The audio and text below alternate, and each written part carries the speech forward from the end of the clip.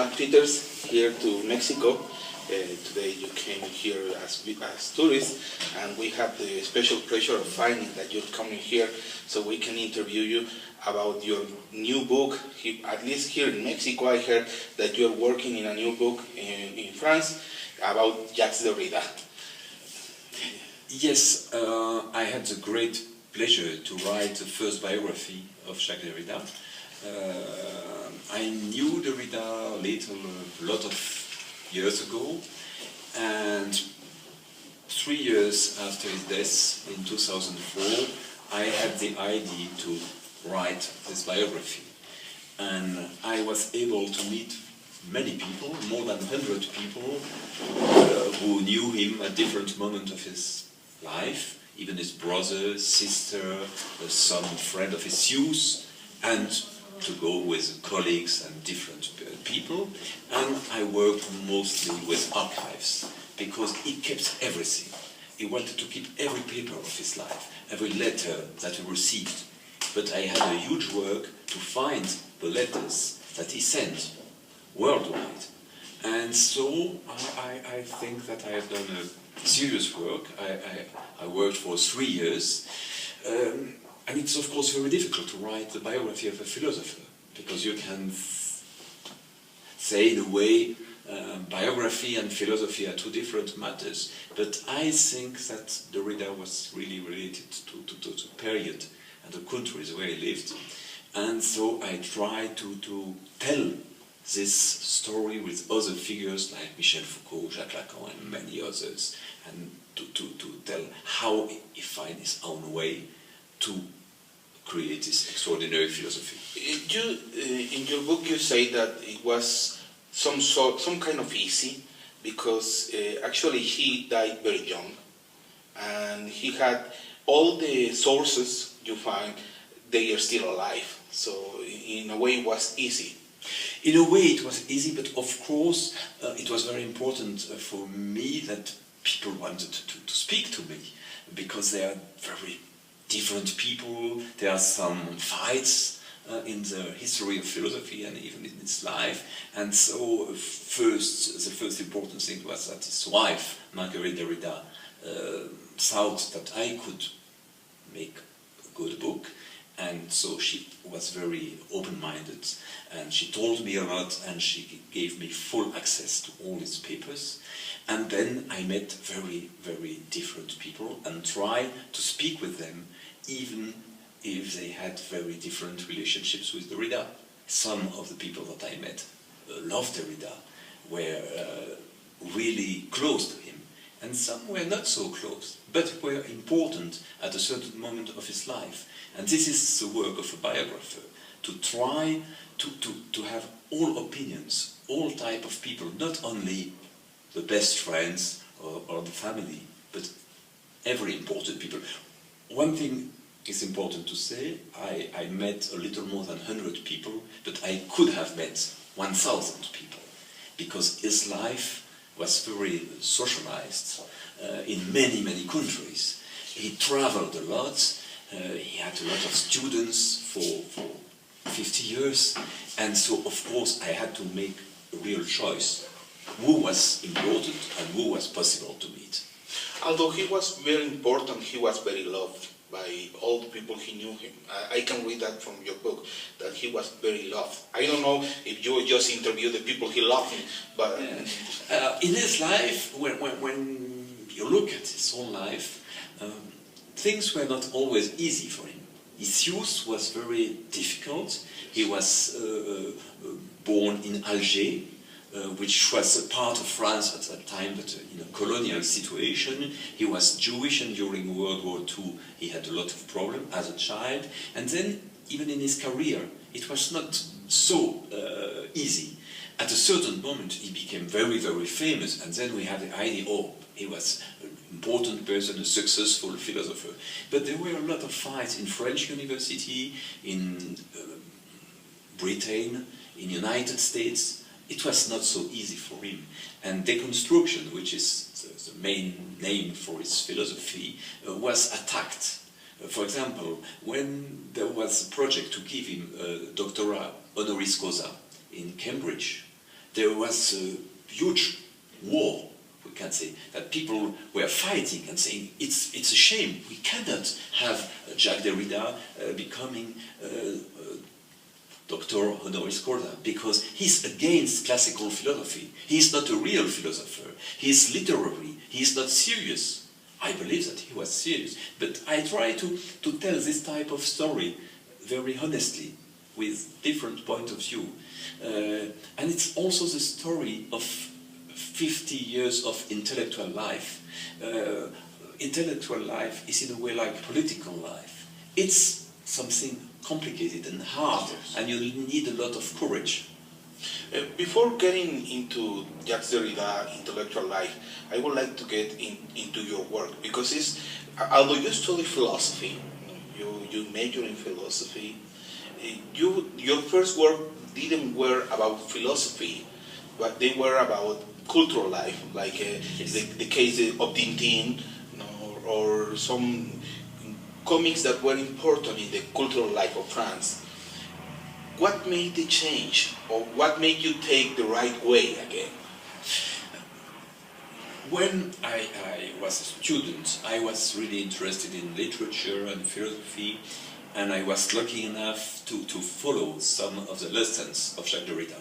But I didn't meet him at that moment. But I read a lot of his books and loved them, because I thought this was a new way of reading philosophy as a text.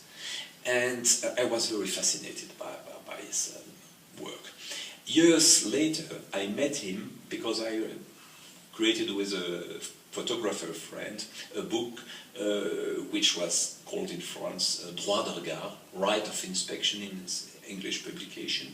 And he wrote a very, very long postface for this book. So at that time we met at different moments, and there was, can I say, some sort of sympathy between us.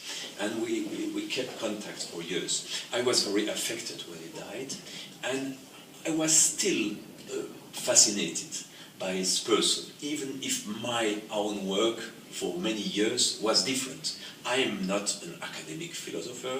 I wrote different books in different cultural fields, but I think that maybe a biography cannot be written by a pure philosopher.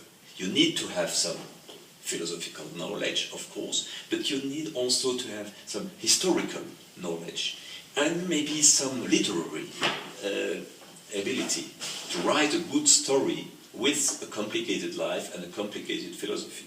And what was important for me was to tell the story of a man in the 20th century, in different countries, different fields, and to show how he created this philosophy as a person and as an intellectual, how the political questions came into his philosophy, which was at the beginning very technical and became more close to contemporary questions. He was, for example, very fascinated and at a certain moment close to Nelson Mandela, and you could think it's far from philosophy, but he thought his philosophy was very political, but in a philosophical way, not just to go in the street, not just to write in the papers, but, for example, to take seriously the texts written by somebody like Mandela and to read them.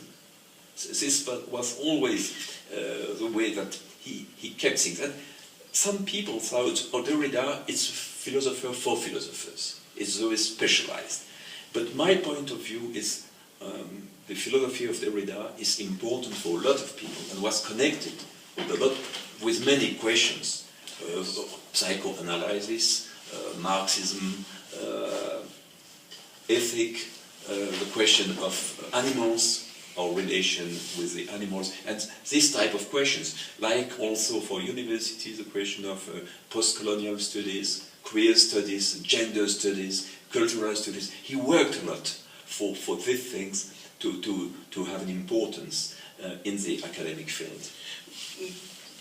In the first pages you write, you say that your work, although it's a biography of Derrida, your work maybe might not be approved in a Derridian way? I think that it's always a danger when you have a great creator, a great philosopher or artist. It's a danger to try to write as he did. I think that I had to find my own voice, and maybe people writing about Derrida, even in the philosophical field, cannot write as he was doing, but have to make his work more accessible to the readers, to help the readers to enter in this philosophy, and not to write as if they were the master. I think sometimes it can become even ridiculous. His philosophy, like the philosophy of, let's say, Nietzsche or many other, has a style. It's not only concepts, it's not only ideas, it's also a way of treating the questions, a very personal way, with a lot of autobiographical matters. And this is Derrida. And now we are after Derrida, and we have to enter in this work in a different way. When you start talking about Derrida life, one of the parts that I really like is when she was a kid, a young boy, and as you say before, he had a very tough life, a very, very tough life as a kid, although he was happy, which is weird. He was happy although he had a really hard life. And one of the parts that I really amazed is when you say that there seems to be a connection between Derrida father and Camus father. Yes, yes. So he grew up in Algeria. He loved the country, as Albert Camus loved the country, with the sea, the sun, the sort of freedom, even if there was war when he was young, but the war was not directly there in Algeria. And he was not a very serious student as a teenager. He was reading a lot of books, but he was interested by sport and had a very free life. At 19, he went in Paris because it was necessary for his studies, but it was very disappointing for him, and some type of regret stayed in his heart. He felt excluded. He felt excluded. He was not a Parisian boy. He had not exactly the same type of culture, and also he was separated from his family, from his country, from this type of life. For example, when he was in Algeria, he was, in the school, there were boys and girls. In Paris, it was very strict, only boys. He lived in the school with no freedom, and he had to work hard and hard to succeed to very difficult exams. And he needed years and years to find again a certain intimate freedom, and to give himself authorization to write what he really wanted to write. Because for years he had to enter in a system which was not very close to his type of spirit. He always felt as a foreign in France. Yes, in a way, and probably it was a great chance, because France was not the only world that he lived in. He was connected to different worlds, different types of minds. He was close to the French language, which he was a master for writing, but in a cultural way, he was interested by different types of worlds. And so he traveled a lot, maybe more than any other philosopher, and he was very accepted in North America. He was really accepted in South America with a lot of travels. He was accepted in Asia, and always very curious and connected to those traditions. So this is very important, because sometimes you can live in one academic field and think that you are the center of the world. Yes. But he was not in this type of mind. The first jobs that Derrida got as a philosopher was as a translator in some philosophical works, as Husserl and other philosophers. Do you think this act of translating major philosophical works did change in a way his way of thinking, of creating philosophy? Very interesting question. He translated from German some text of Husserl and phenomenology. He didn't speak German, but he was very close to the language. And the question of translation and the question of the specific concept in each language was always very important to him. Very important. We can say that his philosophy has close connection to the specificity of each language. And now he's translated in so many countries that some of his concepts, his major concepts, are really connected to the French language. So there is a paradox. He was, as you say, beginning as a translator, now he's translated and translated everywhere. But the question of the language is not for him a secondary question. It's a primary question. When you read Heidegger, for example, you know that Heidegger is directly connected to German language. And Heidegger was saying there are two major languages for philosophy, Greek and German. And Derrida was more open-minded, but he said, you cannot say one concept is in one language and you can put it in another language without any loss. There are loss, but with loss you can do something. For example, he wrote a book that in French was called La Dissémination.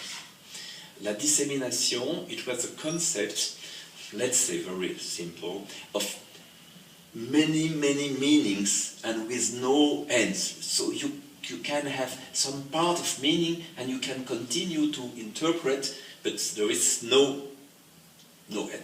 In the United States, there was a philosopher from Indian origin, Hosni Baba. He created a new concept, dissemination. And this is an idea about what is a nation, and can we perceive a nation as a unity, or can we perceive a nation as composed with many things and always flowing away? And we could say, this is a bad comprehension of the idea of Derrida. But he said, no, this is a creative, new concept built on my concept. And this is a continuation of philosophy. And so you see, with words, you understand, or you understand differently, or you create something new. And this is very close to the way of Derrida's philosophy. He said sometimes that deconstruction means more than one language. In this book, you talk about the dissemination. There is a formidable essay named the Play to Farmer's Goal, where he said that there is a problem with the language. The language can help as a medicine or can kill you as a poison. I believe that was something that Derrida always was worried about, the problem of language and the problem with words. And I believe that he can never, or he did never avoid it. He always accepted the problem of the language. And maybe, I don't know, that will be the question, that was part of the problem that he got with some philosophers in America. Because when he comes here, goes to Colombia, to this seminar, this congress that they made in Colombia, people didn't understand what he was talking about. I have the feeling. I think that there is some tradition in the English and American philosophy to be very positive and to treat philosophy as a way, a direct way to some truth. Let's say in a way a scientific one. But Derrida was more interested by all the ambiguities and the complexities of the language. When we are speaking together, we try to understand each other, but we have different backgrounds, different languages, and every meaning can be charged with different things. That's why also he was so interested by psychoanalysis and by Jacques Lacan. Even if he fought with him, he knew that there was something like unconscious meanings inside philosophy. He introduces some type of unconscious in the way of writing philosophy. And of course, some people hated this system because they thought you have to say this is true, this is wrong, and we discuss point 1, point 2, point 3, conclusion, and so this is totally against the idea of philosophy. And when he was reading Platon, when he was reading this dialogue, he said, we have to take seriously the fact that this is a dialogue. It's not just a general concept. It's not just Platon speaking. There are different voices. And I think this is very close to the way Derrida considering philosophy. Like with the character of Socrates, he's asking questions and not giving so many answers. He's always trying to find a new question after the answer and after the question, another question. And so you are unrestful. There is always some impossibility to say a final sentence. And this is, I think, very important, even for direct life and for political questions, is not to be too direct, not to be too sure of our ideas and convictions, but always trying to say, in this idea, in this word, maybe there is something hidden.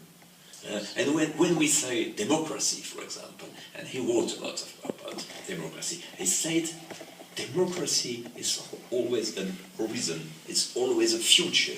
We can never say that we are living in democracy. We are working for democracy.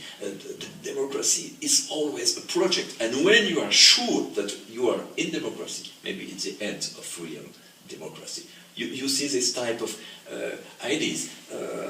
Of course, they are much more complex and interesting in the text of Derrida.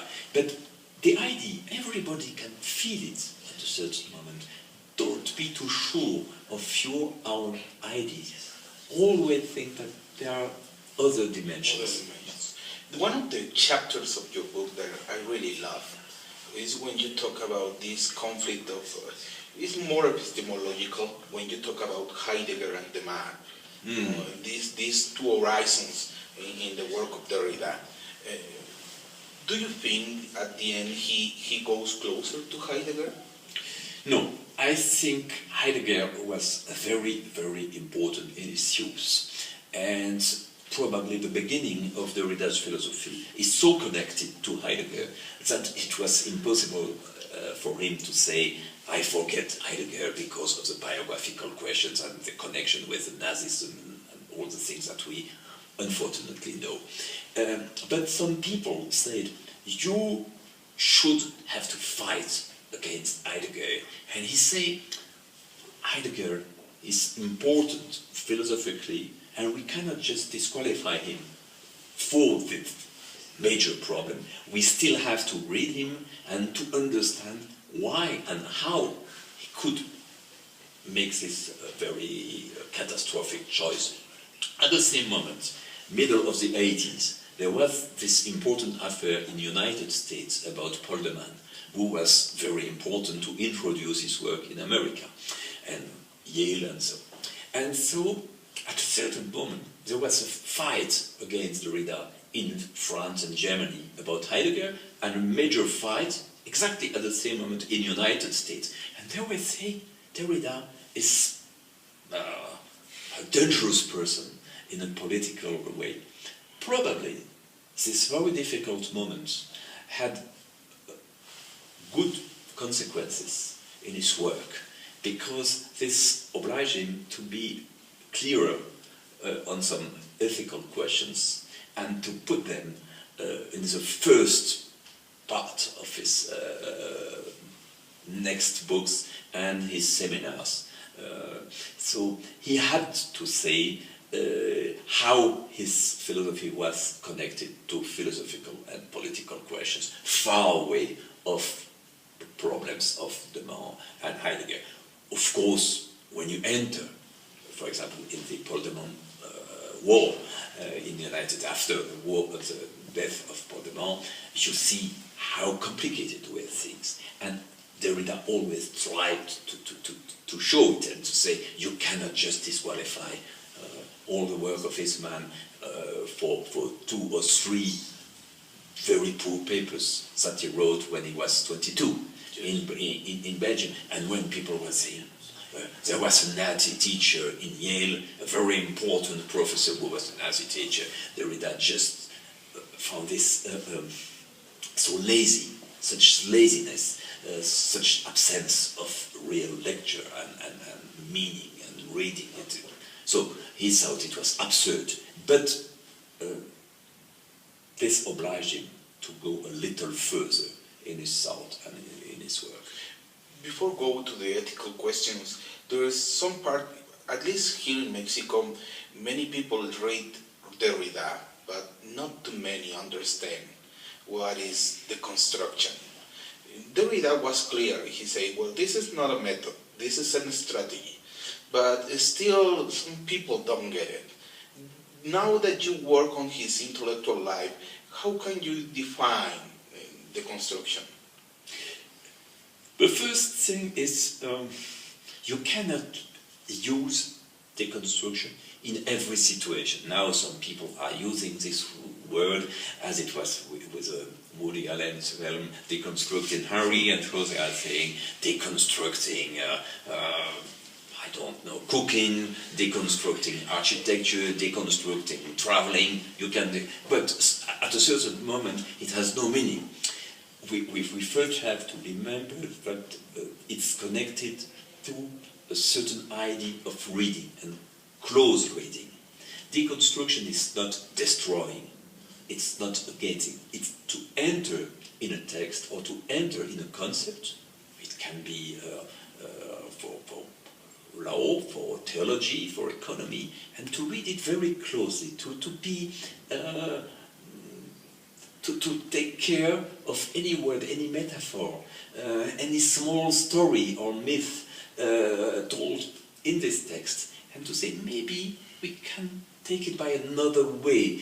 You can read, for example, the constitution of a country very slowly, very carefully, and maybe you will find that it's not so innocent, not so simple. This is the first idea of deconstruction, to give some new dimensions to things, and to be at a certain moment quiet and slow. Of course, you can take deconstruction in a larger way, and sometimes Derrida tried to do it. I spoke a few minutes ago about the question of the relations between human beings and animals. Derrida, for example, said, probably there is nothing like the animal. We cannot always say, human being is this, and the animals are that. He said it in French with a very nice game. It's animal, it's just animaux. Animaux, it's mean the world animal. It's not a concept. And so if we enter the question how we can treat with animals, how we are connected to nature, we cannot stay with the old concept that philosophers used for centuries and centuries to always create this strict separation between two worlds. This is an example of deconstruction, but you have it for many, many things. I would say it's not a method, it's not a question to say, I will deconstruct something, I will deconstruct Shakespeare, I will deconstruct Garcia Marquez, I don't know, sometimes without reading it seriously. No, it's first of all a question of respect and patience, and not just to say this writer was a racist or he was against women. This is too easy. And for some students, sometimes they try to use deconstruction as a very simple method to deconsider things from the past and to say, now we are better, we understand better things, we are not in this type of ideas. No, for Derrida, of course, you have to enter in the context, to enter in the history, and not just to say, I know what to do with deconstruction. Deconstruction, you have to reinvent it at every moment, in every situation. That's why your word is very good to say it's a strategy. And a strategy, you have always to be careful. It's not automatic.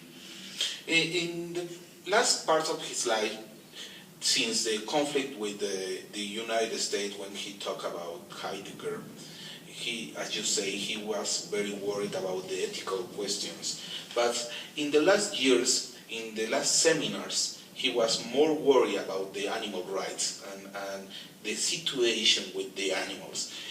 What do you think he make him turn to these problems about the animal world? Yes, it was one of the important questions for the last years of his work and life, but there were other ethical questions like forgiveness, testimony, secrets, death penalty. He worked for 2 years about the philosophical tradition and death penalty. Why didn't philosophers from the past be shocked and fight against death penalty? So I think those ethical questions, which are very, very important for everybody, not just for philosophers, for lawyers, for theologians, and so artists, and those questions were probably closer to the first question that the young Derrida had.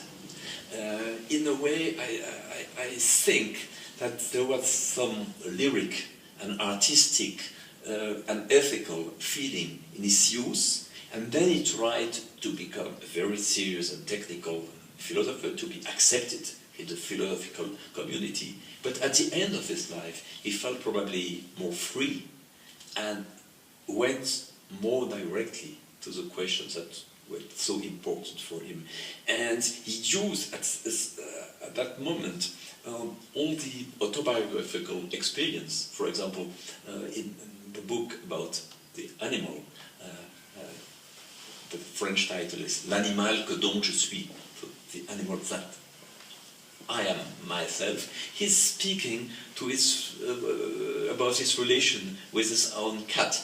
He always loved cats, and the way of the cat looking at him.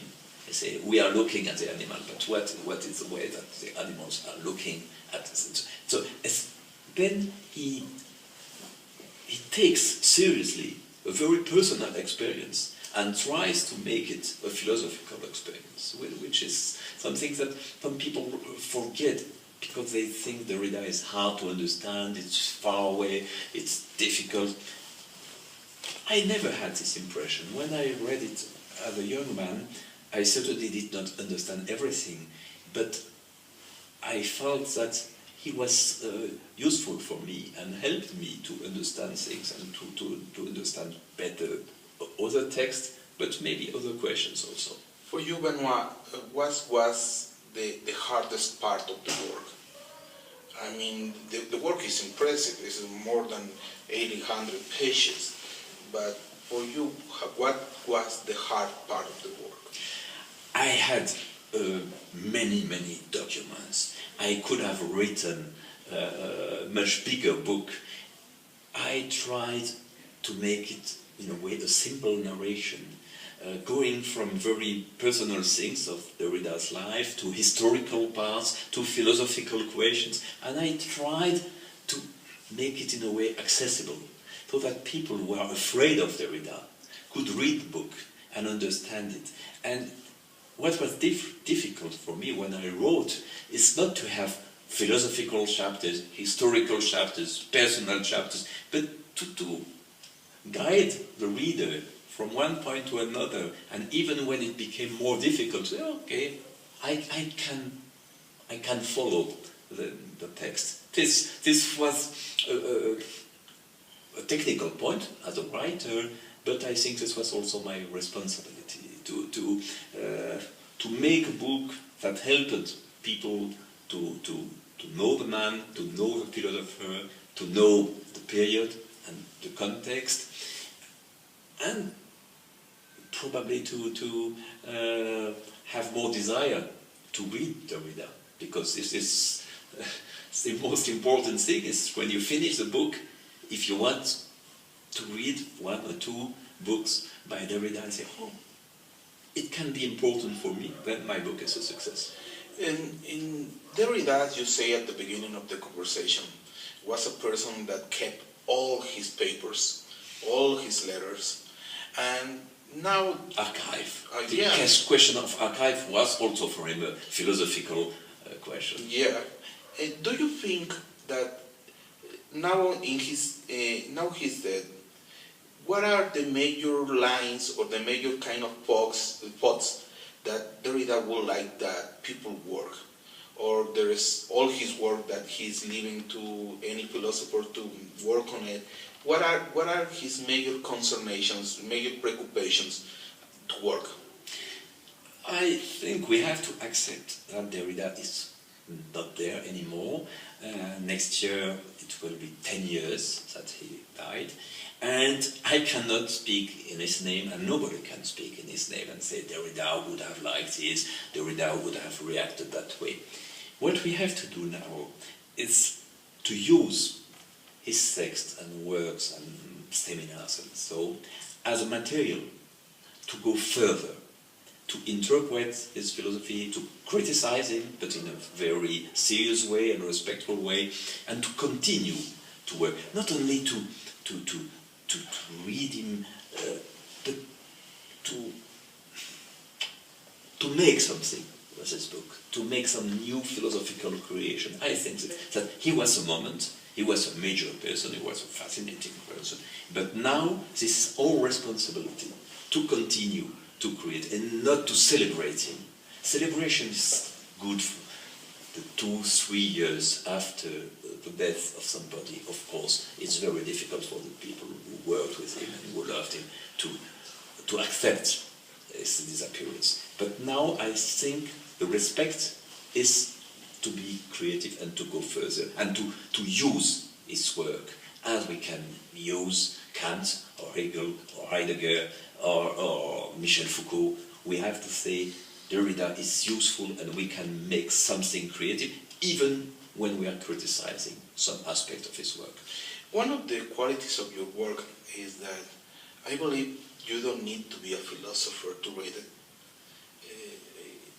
You just need to be curious. Yes, it's also an intellectual adventure because there were so many fascinating characters at this period. He was working with people as Paul Ricoeur, Roland Barthes, Emmanuel Levinas, Jacques Lacan. I speak only of people in France, but we have many philosophers in the United States, or Habermas in Germany, and so many others. He discussed with them, sometimes he fought with them, sometimes he used and respected their work. And so I think this was a fascinating period. And at certain moment I have the impression, especially in France, that it's not exactly the same. And we don't have such important figures. When I was young, Deleuze and all the major thinkers, I believe you have it. Yeah, but I remember when I was young and student in Paris, there was Michel Foucault in Collège de France, Roland Barthes, Jacques Lacan. We could hear them, and in a way we thought this will be forever. But in a few years they disappeared, and now I think the situation is not as rich. But those works are still there, and we can understand how it happened. Questions of structuralism and other questions beyond structuralism. I still think that we have to learn a lot from them. What is next in your work? What are you doing next? I am finishing now a book about Paul Valéry, which is a writer that I love from years, and he's a little forgotten. So I write a book about his work and life, and to say to people, maybe you can find interesting thing in the work of this man who was a writer, a poet, but also a philosopher. Hopefully we'll have it here soon.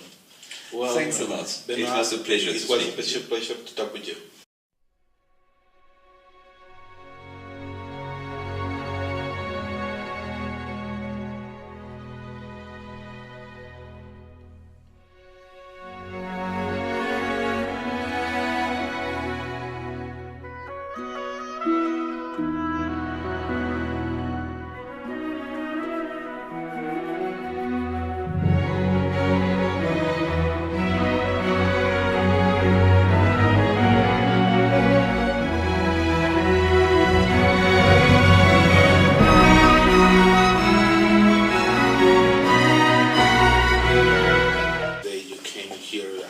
As tourists, and we have the special pleasure of finding that you're coming here so we can interview you about your new book.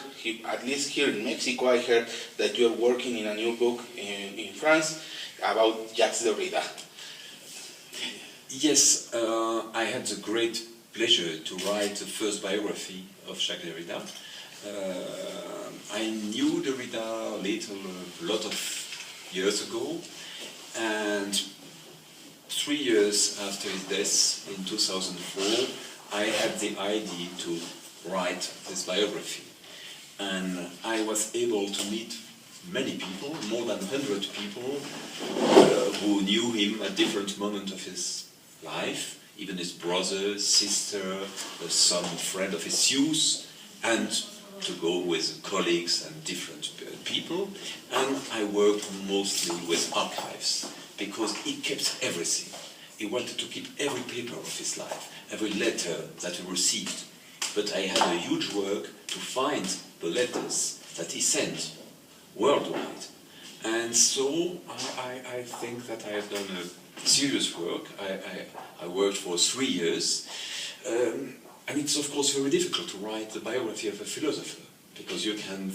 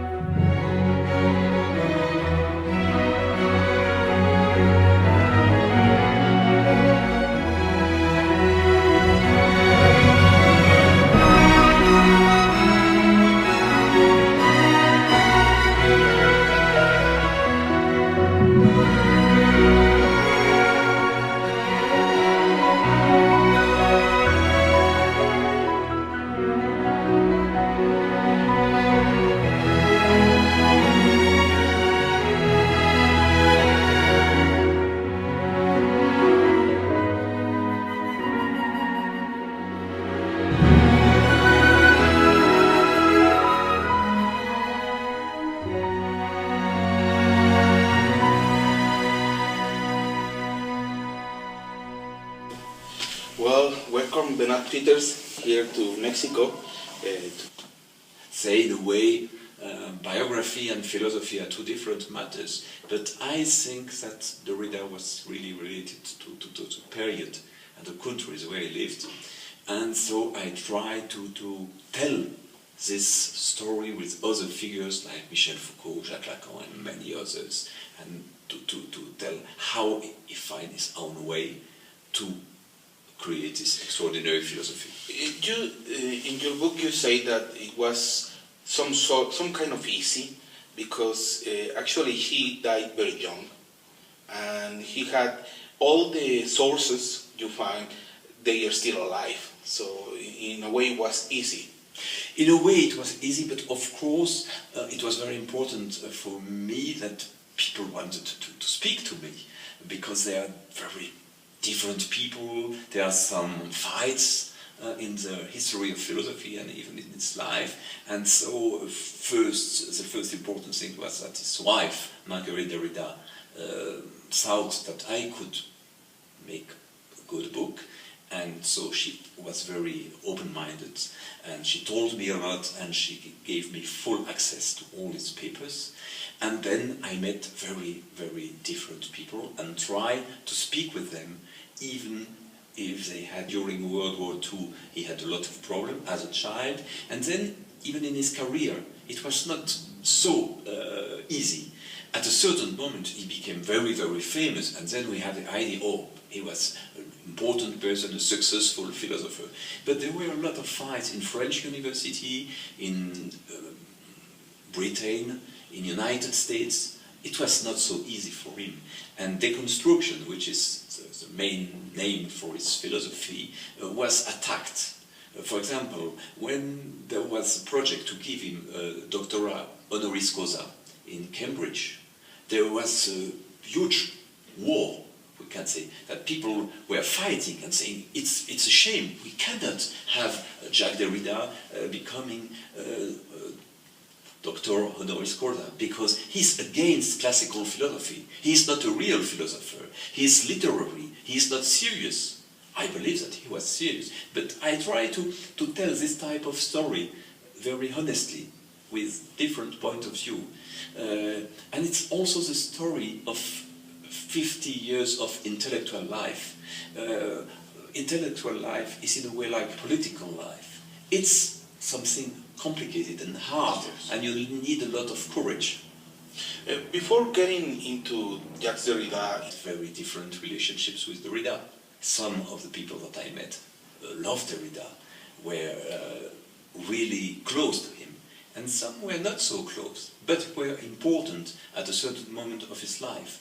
And this is the work of a biographer, to try to have all opinions, all type of people, not only the best friends or the family, but every important people. One thing is important to say, I met a little more than 100 people, but I could have met 1,000 people, because his life was very socialized in many, many countries. He traveled a lot, he had a lot of students for 50 years, and so of course I had to make a real choice. Who was important and who was possible to meet. Although he was very important, he was very loved by all the people who knew him. I can read that from your book, that he was very loved. I don't know if you just interviewed the people he loved him, but... in his life, when you look at his whole life, things were not always easy for him. His youth was very difficult. He was born in Alger, which was a part of France at that time, but in a colonial situation. He was Jewish and